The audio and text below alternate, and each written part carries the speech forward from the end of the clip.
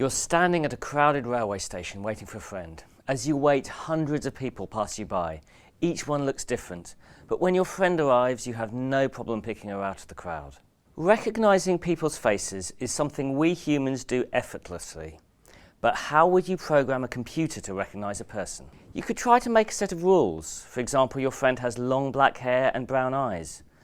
But that could describe literally billions of people.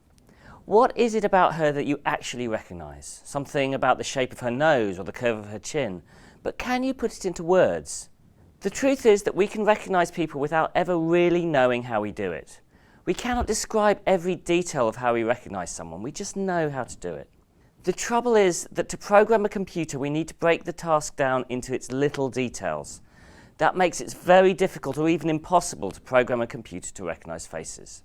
Face recognition is an example of a task that people find very easy, but that is very, very hard for computers. These tasks are often called artificial intelligence, or AI.